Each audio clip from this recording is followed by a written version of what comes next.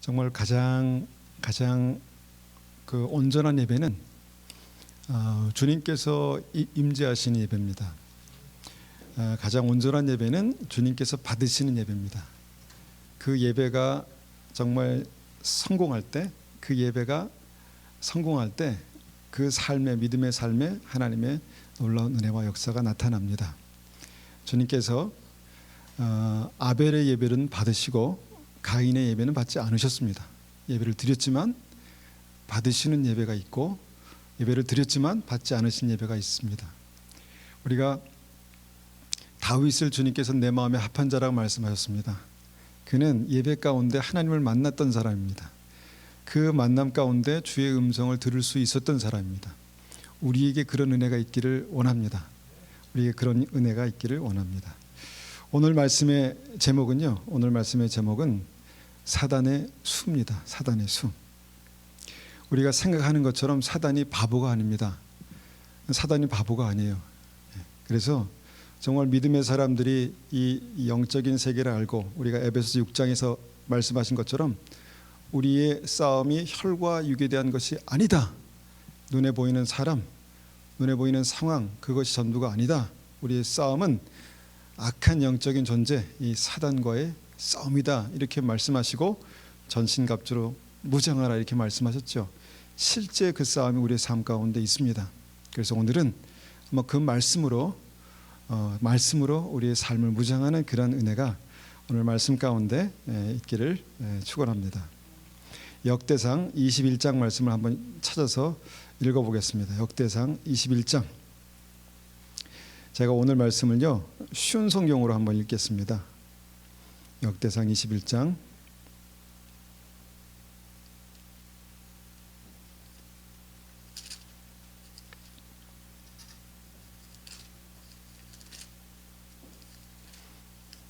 1절에서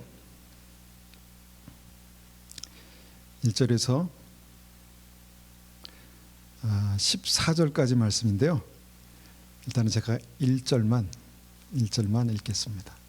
나중에 집에 가서 이 본문을 한번 다시 한번 묵상하시면서 자세히 말씀을 좀 들으시기를 축원합니다. 1절입니다. 제가 쉬운 성경으로 21장 1절을 읽겠습니다. 사단이 이스라엘을 괴롭히려고 일어났습니다. 사단이 다윗의 마음속에 이스라엘 백성의 수를 세어보고 싶은 욕심을 주었습니다.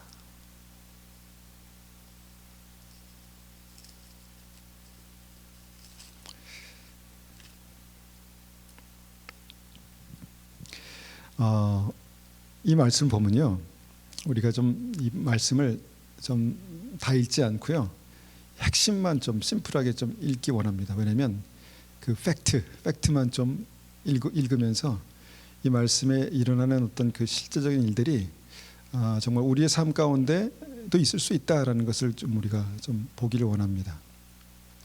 여기 보니까 사단이 이스라엘을 괴롭히려고 일어났습니다. 이렇게 말합니다. 자, 지가 일어나 봤자 하나님이 계신데, 이스라엘의 하나님의 백성 가운데 하나님이 계신데 지가 일어나 봤자 아니겠습니까? 그렇죠. 우리에게 그런 믿음이 있습니다. 그리고 사단이 다윗의 마음속에 이스라엘 백성의 수를 세어보고 싶은 욕심을 주었습니다. 그러니까 사단이 다윗의 마음속에 어떤 생각을 집어넣었다는 거예요. 예. 근데 다윗이 누굽니까? 내 마음에 합한 자, 하나님을 기쁘시게 하는 자, 예배자 아닙니까? 근데 그 다윗의 마음속에 정말 사단이 어떤 생각을 집어넣는데, 그 생각이 뭐냐면 백성의 수를 세보고 싶은 생각을 집어넣었다. 그런데 그걸 이제 욕심이라고 그렇게 말합니다. 욕심을 집어넣었다입니다. 자, 사단이 집어넣으면 들어가나요? 집어넣으면 들어가는가? 아유, 하나님이 함께 하시는 사람인데 어떻게 사단이 생각이 쑥쑥 들어올 수 있을까? 그런데 오늘 말씀 보니까 이 두 가지 사건이 이제 진행되어져 가는 어떤 실제적인 과정들을 보게 됩니다. 5절입니다. 5절. 그래서 어떻게 했을까요? 셌습니다. 백성의 수를 셌습니다. 쉬운 성경으로 보면 요압이 왕에게 백성의 수를 보고했습니다. 이스라엘에는 칼 쓸 수 있는 사람이 모두 110만 명이었고 유다인은 47만 명이었습니다.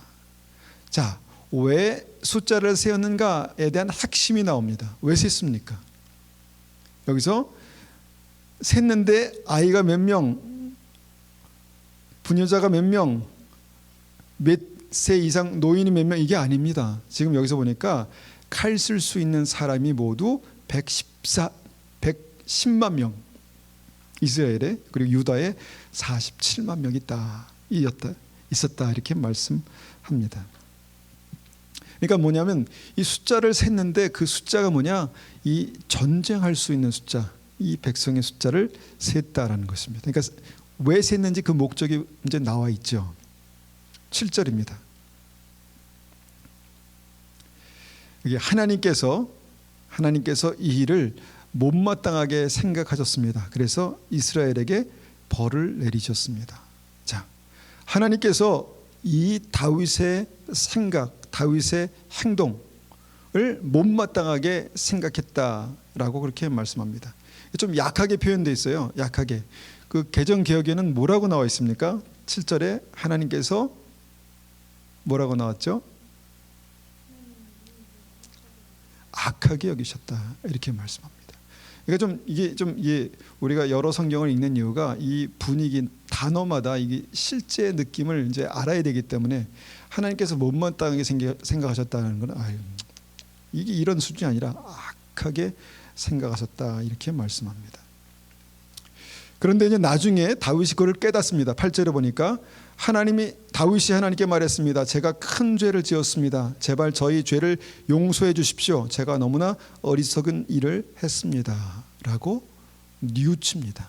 그러니까 우리가 생각하는 회개를 한 것이죠. 그래서 어떻게 됐습니까? 주님께서 이 일에 대해서 거기서 끝이라고 말씀하지 않으시고 이제 다음 이제 그 일들이 어떻게 진행되는가를 볼 수 있는, 그런데 그 핵심이 뭐냐? 14절입니다. 14절. 여호와께서 이스라엘에 무서운 병을 내리사 7만 명이나 되는 사람이 죽었습니다. 시험 드는 대목입니다. 시험 드는 대목입니다.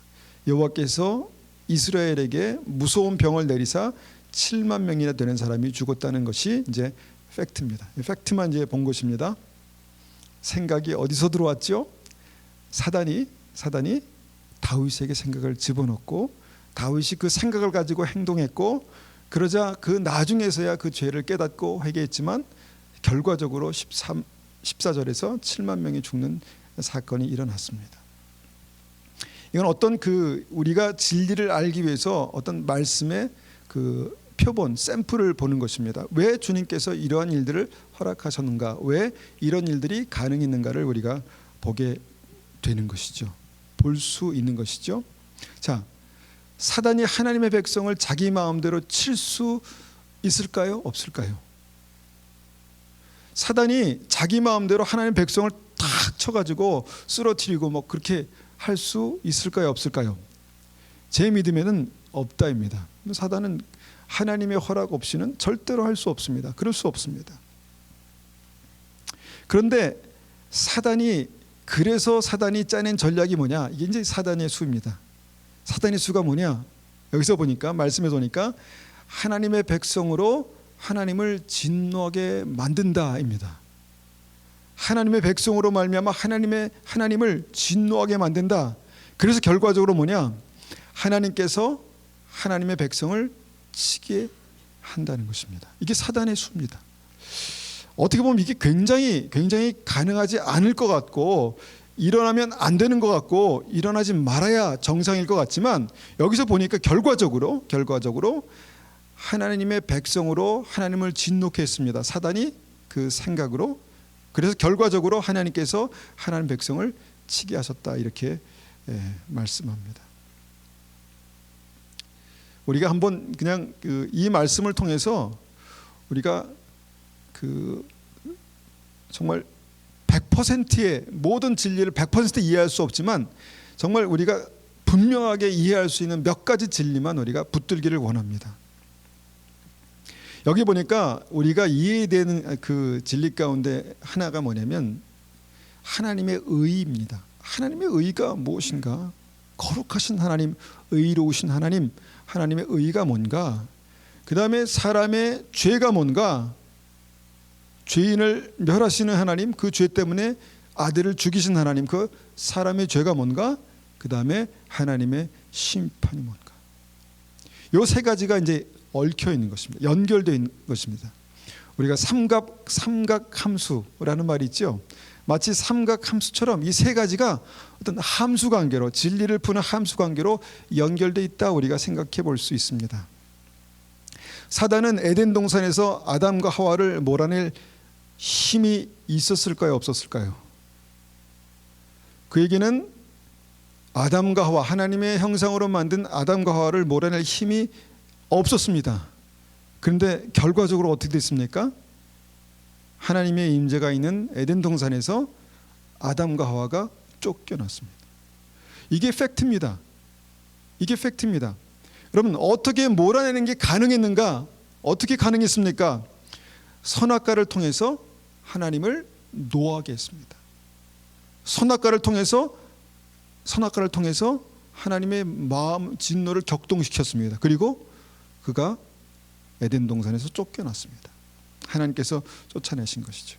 자, 하나님의 의, 사람의 죄, 하나님의 심판, 이게 연결되어 있습니다. 천국에는 이런 일이 없어요. 천국에는 없습니다. 하나님의 나라에서는 죄가 없잖아요. 그러니까 삼각함수가 이게 연결돼서 뭔가 이 펑션을 안 해요. 근데 이 땅에서는 그런 일들이 일어나는 것을 우리가 알아야 합니다. 이것이 에베소서 6장에 우리의 싸움이 혈과 육, 눈에 보이는 사람과 상황에 대한 싸움이 아니라 공중권세 잡은 악한 영, 사단에 대한 싸움이다라고 말씀하신 이유입니다. 그 싸움이 실제로 있다라는 것입니다. 사단의 수의 핵심은 뭡니까?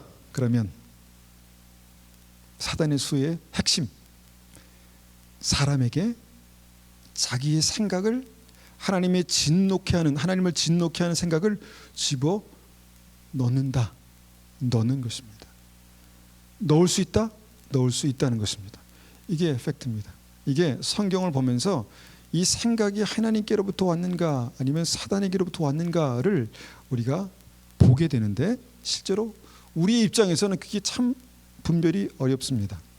여러분, 이런 이제 말씀을 가지고 성경의 다른 곳들을 보면 이 생각의 역사가 분명합니다. 마태복음 13장 23절 말씀 우리가 이전에 지난 주에 보았는데, 13장 23절 말씀을 제가 보면 이렇습니다. 좋은 땅에 떨어진 씨와 같은 사람은 말씀을 듣고 깨닫는 사람이다. 어떤 사람은 열매를 맺는데 어떤 사람은 100배, 어떤 사람은 60배, 어떤 사람은 30배의 열매를 맺는다. 자, 말씀 뭡니까? 하나님의 생각 아닙니까? 진리, 하나님의 뜻, 하나님의 생각이 아닙니까? 그렇죠? 하나님의 생각이 사람에게 씨와 같이 떨어지면 100배, 60배, 30배의 열매를 맺는다. 이게 이제 영적인 원리, 생명의 원리입니다. 그런데 24절에도 이렇게 또 바로 그 다음 절이죠. 24절에 이렇게 말씀하십니다. 14절에 예수님께서 그들에게 또 다른 비유로 말씀하셨습니다. 하늘나라는 자기 밭에 좋은 씨를 심은 사람의 빗될 수 있다. 이제 그 말씀과 함께 이 말씀을 이제 더 하시면서 강조하시려고 하신 거예요. 하나님은 사랑하는 사람들에게, 자녀들에게 하나님의 생각을 심는 분이시다라는 것입니다. 심는 분이시다. 그래서 좋은 씨를 심으시는 하나님을 이제 말씀하는 것입니다. 그런데 문제는 25절입니다. 25절에 보니까 사람이 잠들었을 때 원수가 와서 밀 사이에 가라지를 뿌리고 갔다는 것입니다. 우리가 읽다 보면 이 가라지가 마치 사람인 것처럼 우리가 혼동할 수 있는데, 그 사람에게 집어넣은 사단의 생각입니다. 여러분, 그 생각을 가지고 생각을 품고 살아가다 보니까 가라지가 돼서 여러분 묶어서 불에 던질 수밖에 없는 상태가 됐다는 것입니다. 하나님께서 하나님의 생각을 집어넣으셔서 생명을 살리신 것 같이 사단도 똑같이 영적인 존재이기 때문에 똑같이 그 일을 합니다. 근데 그 씨가 다른 것이죠. 생명이 아니라 사망이죠. 그 사망의 씨를 사단의 생각을 사람에게, 다윗에게 집어넣으니까 사망의 역사가 일어나더라라는 것입니다. 사단에게 큰 힘이 있어서 그런 게 아니라, 큰 힘으로 막 악한 능력으로 사람을 친 것이 아니라 그 생각을 집어넣음으로 하나님을 격동케 하고 진노케 하고, 그러므로 말미암아 하나님께서 그를 심판하게 하셨다라는 것입니다. 여러분, 제자들이 이것을 잘 이해하지 못하니까 37절 이렇게 말씀하는 것입니다. 예수님께서 대답해 주셨습니까? 무슨 뜻입니까? 예수님께 대답해 주셨습니다. 밭에 좋은 씨를 뿌리는 이는 인자이다. 분명하죠. 하나님께서는 좋은 씨, 하나님의 생각, 진리를 뿌리신다.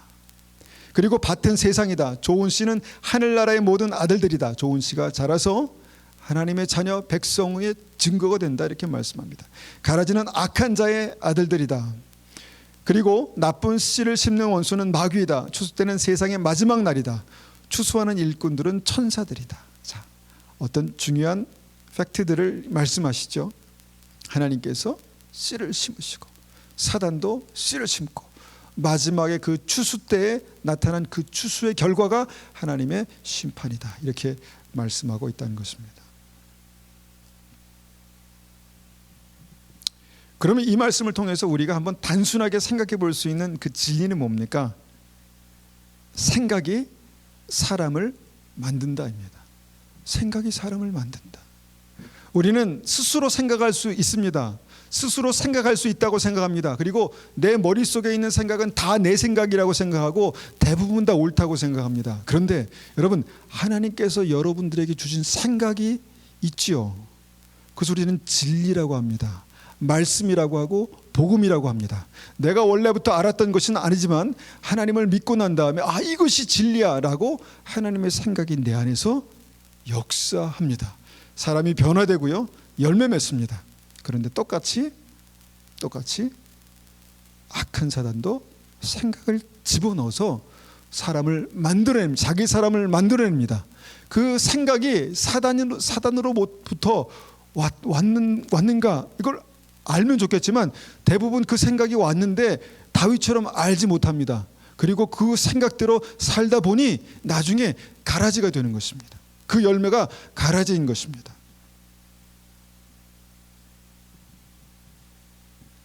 다시 우리가 역대상 본문으로 들어가서 1절에 사단이 이스라엘을 괴롭히려고 일어났다.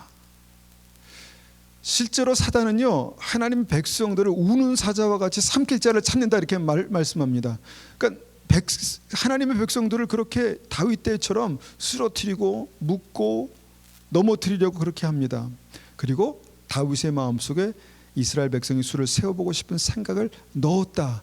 하나님의 사람들에게, 하나님의 백성들에게 사단이 생각을 집어넣었다. 그리고 인구조사를 했는데 14절에 이스라엘의 무서운 병을 받는, 그래서 7만 명이 죽는 그런 역사가 일어났다. 이게 역대상 21장 14절 15절 말씀입니다.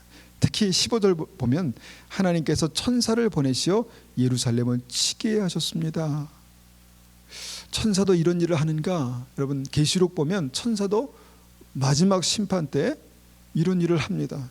하나님께서 똑같은 영적인 원리로 이스라엘 백성들을 치게 하셨다. 이게 이제 그냥 팩트입니다. 꼭 그러셔야만 했는가?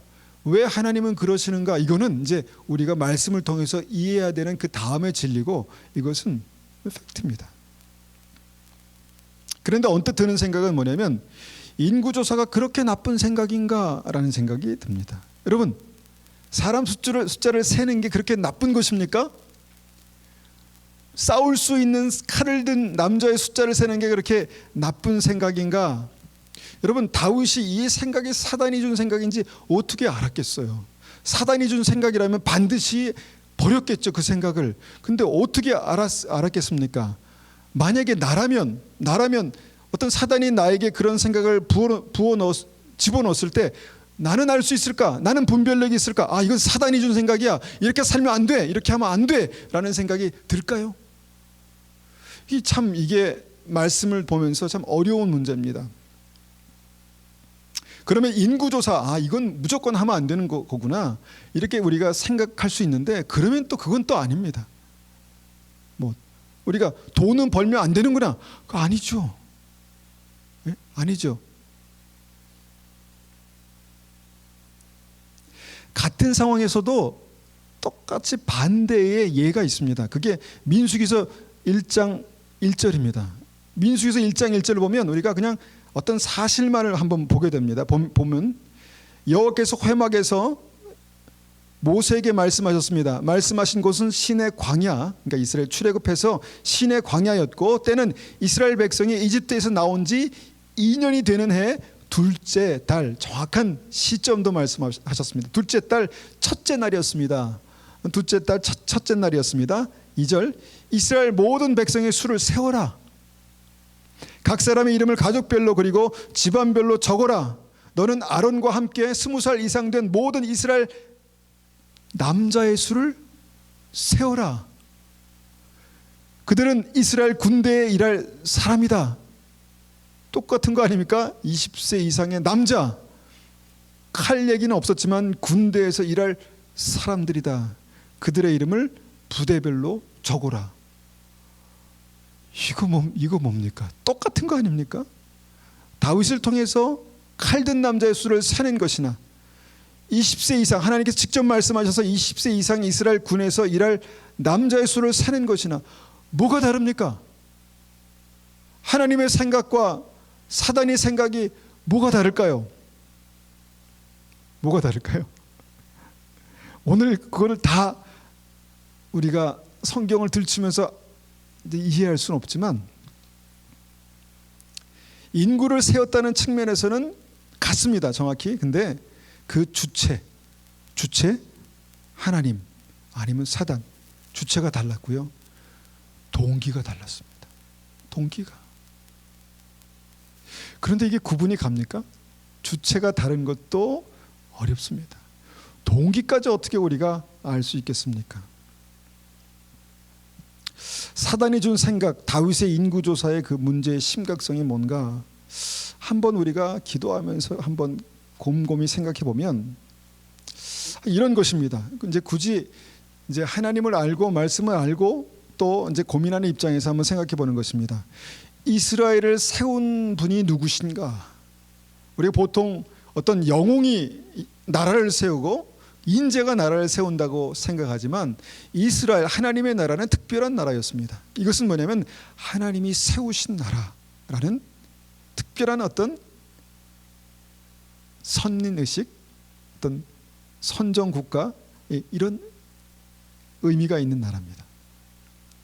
이스라엘은 사람의 힘으로 세운 나라가 아니라 하나님의 힘으로 세운 나라이다. 그런데 다윗의 인구조사의 의도는 무엇인가? 의도는 이스라엘을 사람의 힘으로 지킬 수 있다, 지켜야 한다. 내가 어느 정도의 사람이 있는가, 남자, 칼 쓸 수 있는 남자가 어느 정도 됐을 때, 내가 편안할 수 있구나, 안전할 수 있구나를 가늠해 보는 것입니다. 헤아려 보는 것입니다. 하나님께서 세우시고 지키시는 나라를 사람의 힘으로 사람이 세운 나라처럼 그렇게 평가하고 생각했다는 것입니다. 근데 굳이 따지면 이것입니다. 다윗의 인구조사의 잘못은 이것입니다. 그래서 우리가 좀 이것을 조금 높은 차원에서 아니면 좀 유식하게 표현해 보자면, 다윗의 인구조사는요, 하나님이 주인 되신 그 신본 국가에서 사람이 주인 되는 인본 국가로 뭔가 이렇게 전환되는 듯한 어떤 그런 느낌이 드는 그런 대목이었다는 것입니다. 그럼 민수기의 인구조사는 무엇입니까? 민수기의 똑같은 인구조사는 무엇입니까? 이스라엘 백성이 애굽에 있었을 때 인본주의에 젖어 있었습니다. 그래서 애굽에서는 이스라엘 백성은 노예였습니다. 그런데 이스라엘 백성들을 주님께서 이끌어내시자마자 그들을 군대로 편제하십니다. 숫자를 세워서 각 부대별로 이렇게 부대, 진이라고 그렇게 말씀하시면서 하나님의 군대다 이렇게 말씀하십니다. 그들이 언제 전쟁을 해봤습니까? 싸워봤습니까? 근데 주님께서는 여호와의 군대다 이렇게 말씀하셨습니다. 졸지에 하나님의 군대가 된 거예요. 어떤 나라에 속한 군대가 아니라 하나님의 군대가 됐다는 것입니다. 그래서 아까 우리가 표현한 것을 굳이 들어서 다시 한번 써보면 인본주의에 익숙했던 이스라엘 백성들을 하나님의 군대로, 하나님의 국가로, 신본주의 하나님의 나라로 그렇게 변화되는 그런 인구조사였다, 이렇게 우리가 생각해 볼 수 있습니다. 자, 전쟁을 이기는 힘과 능력이 누구에게 있습니까? 우리는 쉽게 대답할 수 있죠. 누구에게 있습니까? 하나님께 있죠. 하나님께. 그 차이입니다. 하나님께 있습니다. 그런데 하나님께서 그 전쟁을 싸우게 하시려고 군대를 일으키신 것과 사람이 그 전쟁에서 이기려고 군대를 세본 것과 이 의도가 이게 달랐다는 것입니다. 그래서 요압이 이제 그 다윗 왕의 명령을 받아서 백성의 수를 세고 칼 쏠 수 있는 사람을 그 다윗에게 그렇게 말했다라는 것입니다. 그리고 그 인구조사 결과 사람들이 정말 하나님의 진노로 7만 명이 죽는 그런 역사가 있었다는 것입니다. 여러분, 우리가 이제 아까 말씀드렸듯이 이 말씀을 깊이 이해하기 위해서는 다른 말씀들을 보면서 하나님이 어떤 분이신가를 알아야 합니다. 하나님의 의와 사람의 죄와 하나님의 심판이 무엇인가를 우리가 알아야 합니다. 그런데 어렵습니다. 그래서 우리가 알 수 있는 만큼 하나씩만 우리가 한번 적용하기 원합니다. 자, 첫 번째, 사단의 수는 뭔가요? 사단의 수? 생각을 집어넣는 것. 생각을 집어넣는 것. 여러분, 베드로가 주님과 함께 있었잖아요. 베드로가 예수님의 제자로 주님과 함께 있었습니다. 그런데 주님께서 십자가의 진리를 선포하셨습니다. 죽음과 부활 선포하셨습니다. 내가 그렇게 될 거야. 그러니까 베드로가 주님 십자가에 돌아가시면 안 됩니다. 죽으시면 안 됩니다. 사단의 생각입니까? 하나님의 생각입니까? 우리는 알죠. 성경에서 기록했기 때문에 이건 사단의 생각이야. 근데 베드로가 분별을 했습니까? 못했습니까? 못했습니다. 가룟 유다가 주님과 함께 있을 때 가룟 유다가 그 300데나리온이나 되는 비싼 향유를 부었을 때 이것을 이렇게 허비할 게 아니라 팔아서 가난한 사람에게 나눠주는 것이 낫다라고 옳은 생각을 했습니다. 그 생각의 출처는 말하지 않았지만 그 생각으로 말미암아 화가 났습니다. 그리고 그 사건이 있은 직후에 이제 가룟 유다가 예수님을 은30에 팔아버렸죠. 이런 생각들이 사람을 움직이게 합니다. 사람을 행동하게 합니다. 사람을 말하게 합니다. 그런데 그 생각이 하나님께로부터 올 수 있고 사단으로부터 올 수 있다. 이게 단순한 진리지만 중요한 진리입니다. 나의 생각은 안전한가? 여러분 어떻게 생각하십니까? 나의 생각은 안전한가? 나의 생각은 누구의 생각으로 채워져 있을까? 여러분 한번 생각해 보십시오. 나의 생각은 누구의 생각으로 채워져 있을까? 내 머릿속을 가득 채운 생각들은 하나님의 생각일까? 사단의 생각일까?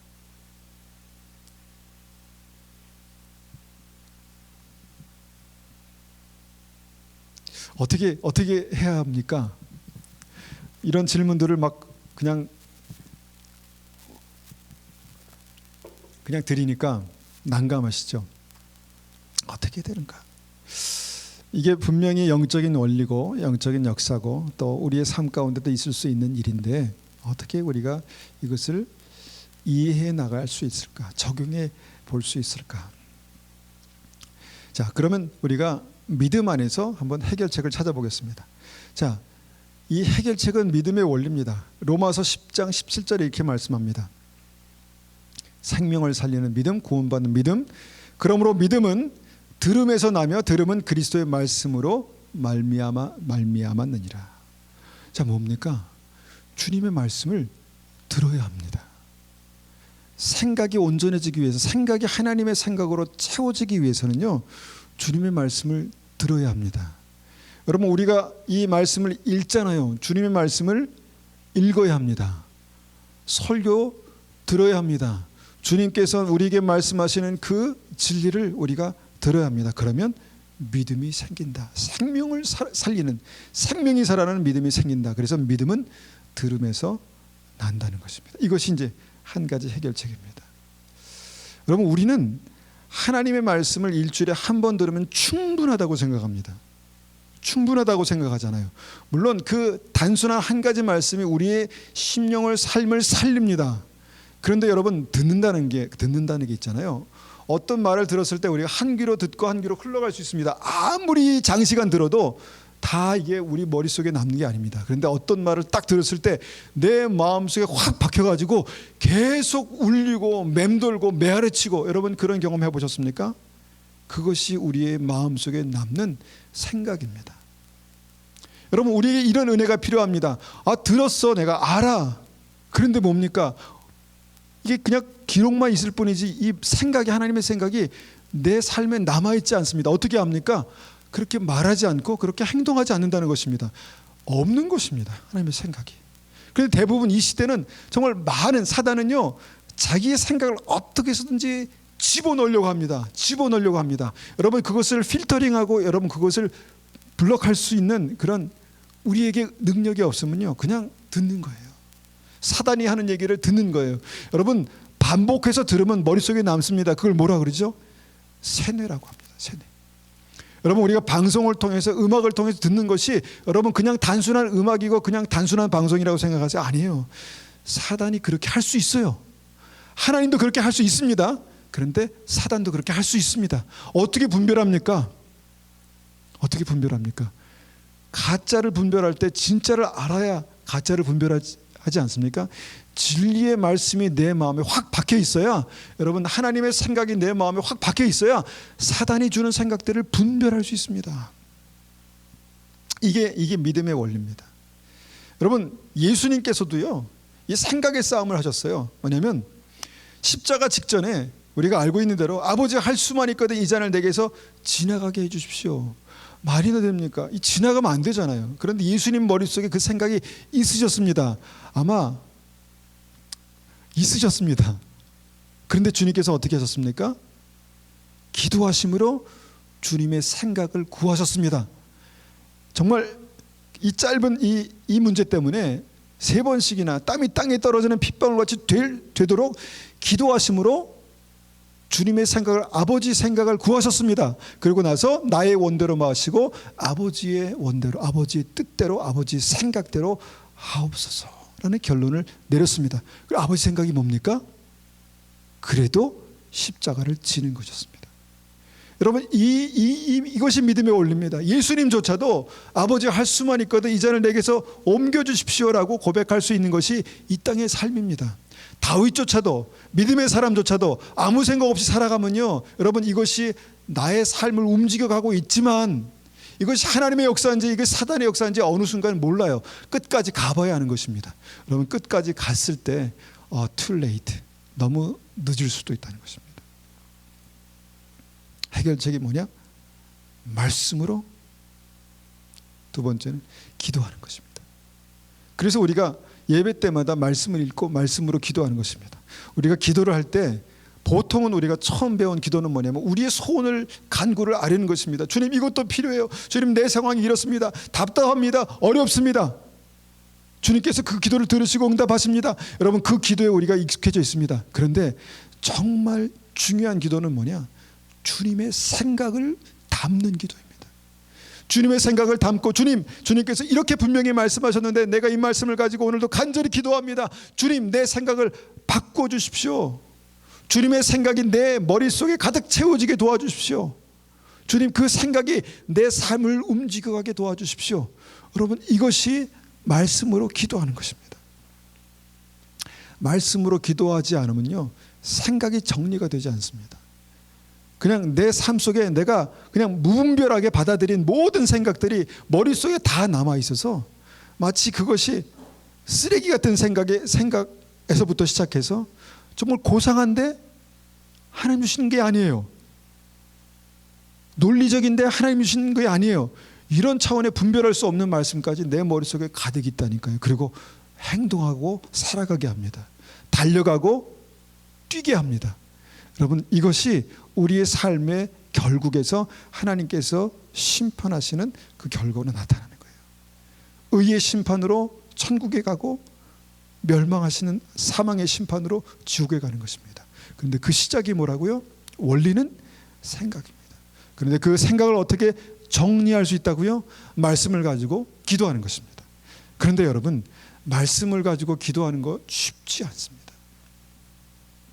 많은 말씀이 필요한 게 아니에요. 많은 시간이 필요한 게 아니에요.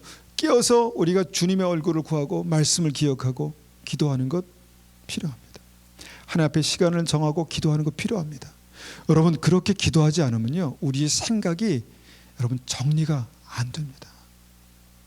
그냥 논리적으로 생각하고요, 뭐가 나에게 유리한가를 생각하고, 여러분 그런 생각을 하면서 그냥 늘상 살아가는데, 실상 삶의 열매는 뭡니까? 하나님께서 함께 하시니 그가 형통케 되었더라. 이게 아닙니다.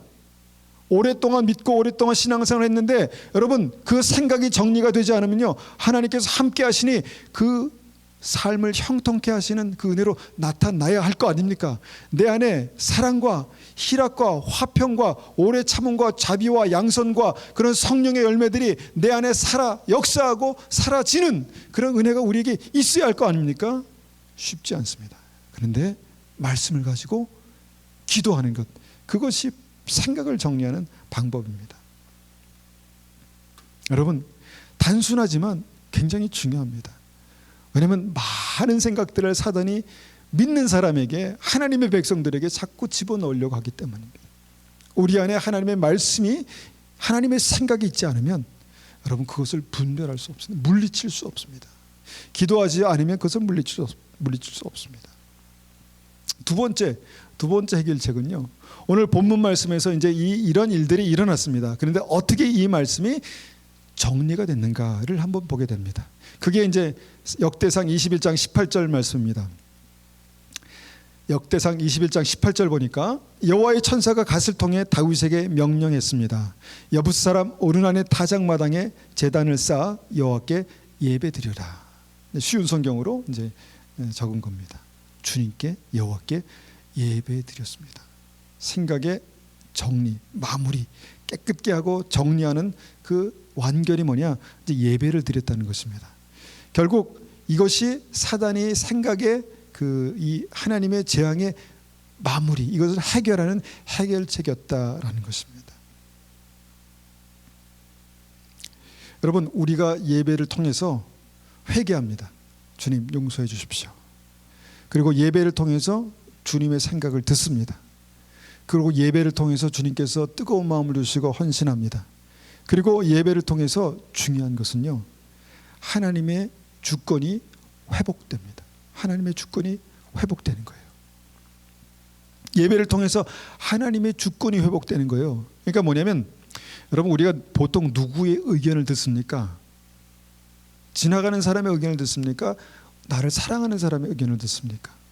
사랑하는 사람에게 권위가 있는 것이죠. 여러분, 사랑하는 사람이라고 모든 사람의 말을 다 듣습니까? 아닙니다. 그 사랑하는 사람의 정말 그 뛰어난 부분, 지혜를 듣습니다. 그렇죠? 여러분, 전능하신 하나님의 권위가 우리의 삶 가운데 있어야 회복돼야 우리는 하나님의 음성을 들을 수가 있습니다. 예배 가운데 들을 수 있는 것이죠. 고린도전서 2장 13절에 거기는 없는데 영적인 일은 영적인 것으로 분별하느니라, 이렇게 말씀합니다. 우리가 이것을 말하거니와 사람의 지혜가 가르친 말로 아니하고, 그러니까 사람의 지혜, 사람의 생각으로, 사람의 지혜로, 사람의 생각으로 그 생각들을 분별할 수 있는 게 아닙니다. 옳다, 그르다, 잘못됐다, 이게 아닙니다. 오직 성령께서 가르친 것으로 하니 그것이 뭐냐면 영적인 일은 영적인 것으로 분별하느니라. 이게 이 영적인 것을 분별하는 종합 선물 세트가 예배입니다. 예배 가운데 찬양하는 것, 영으로 찬양하는 것, 예배 가운데 말씀을 듣는 것, 주님의 말씀을 듣는 것, 예배 가운데 주님의 주권이 회복되는 것, 예수님이 나의 구주가 되시는 것, 이것이 우리의 삶 가운데 역사할 때 영적인 일, 우리 가운데 사단이 나에게 생각을 집어넣고 하나님께서 나에게 진리를 집어넣어 주시는 어떤 영적인 일은 영적인 것으로 분별하게 되는 역사가 바로 예배 가운데 있다는 것입니다. 고린도후서는 이렇게 말씀합니다.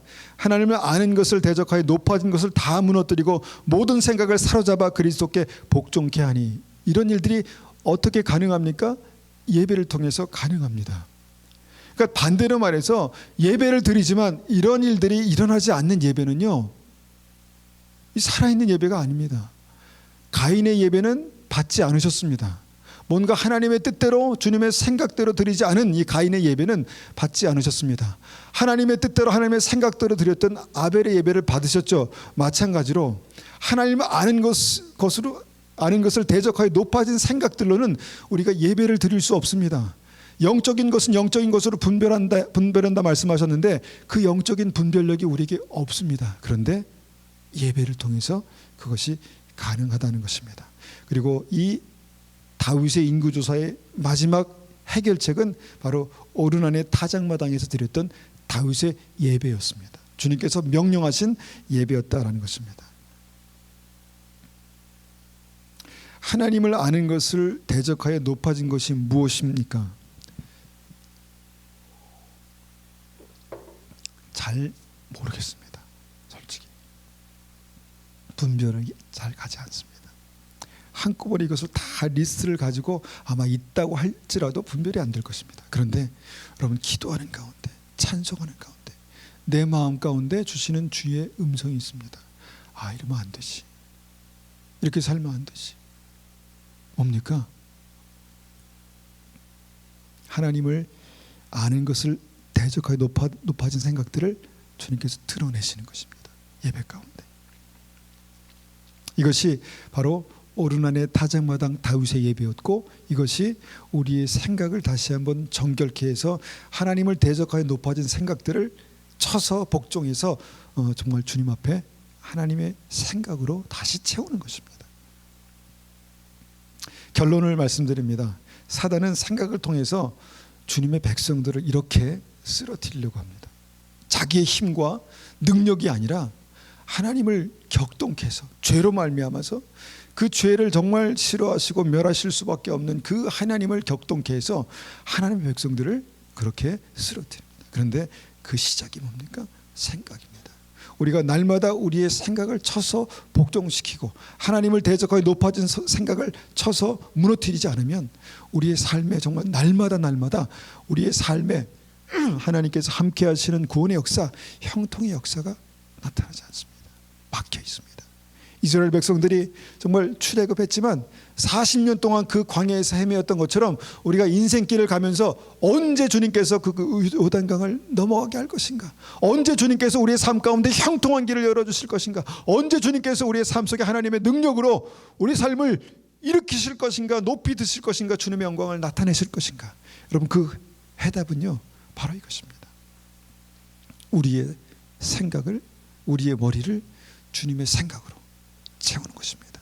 하나님의 생명이 우리의 심령 안에 떨어질 때 30배, 60배, 100배, 30배, 60배, 100배의 결실을 맺게 되는데 그것이 우리의 구원의 증거입니다. 우리의 증거입니다. 지난 주일날 말씀의 핵심이 뭡니까? 생명은 알면서 시작하지만 삶에서 결론 내려진다라는 것 아니겠습니까? 우리의 믿음은 알면서 시작합니다. 그런데 그 믿음의 핵심은 삶에서 시작합니다. 우리의 생각은 그렇게 우리의 삶을 날마다 어디론가 이끌어갈 것인데 그것이 하나님의 나라, 천국이 되기를 소원합니다. 이 시간 우리가 한번 말씀을 가지고 기도하겠습니다. 우리가 추상적인 것 같지만 한번 이렇게 기도하겠습니다. 하나님을 대적하여 높아진 것을 무너뜨리는 역사가 있게 도와주십시오. 모든 생각을 사로잡아 주께 복종케 하는 믿음이 되게 도와주십시오. 내 머릿속을 하나님의 생각으로, 진리로 채워주십시오. 그렇게 한번 같이 기도하겠습니다.